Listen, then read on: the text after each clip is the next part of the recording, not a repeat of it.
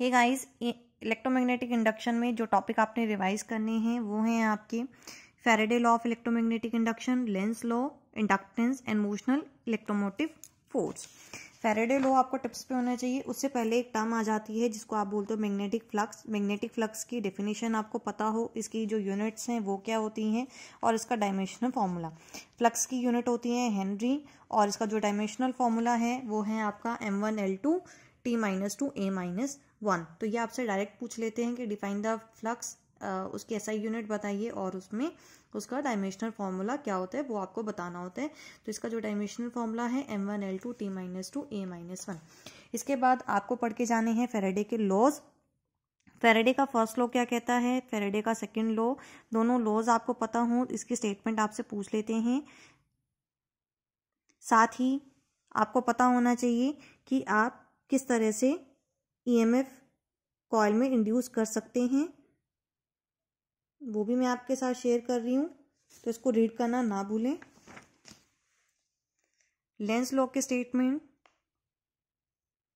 Lenz law में सिर्फ आपको स्टेटमेंट करनी है। लेंस लॉ क्या कहता है, it oppose the cause which produce it.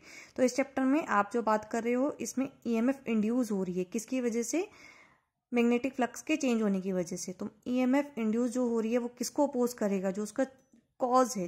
Cause क्या है, मैग्नेटिक फ्लक्स। तो तीन वर्ड बहुत इंपॉर्टेंट है लेंस लॉ के, it oppose the cause which produce it. इसी के बेसिस पे आप ये पूरी डेफिनेशन लर्न कर सकते हो।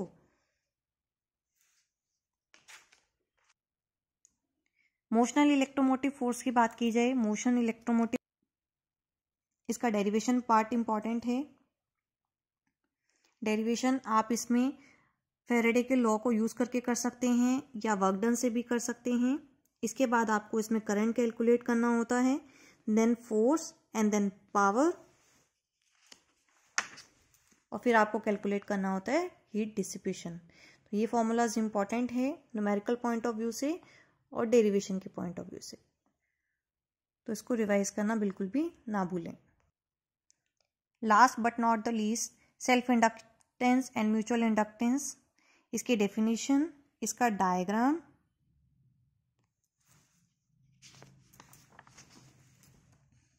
छोटी सी इसमें ये थ्योरी है।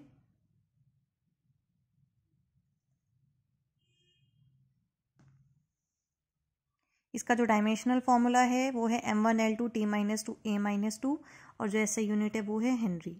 सेल्फ इंडक्टेंस और म्यूचुअल इंडक्टेंस दोनों की यूनिट सेम है और दोनों का डायमेंशन फॉर्मूला भी क्या है आपका, सेम है।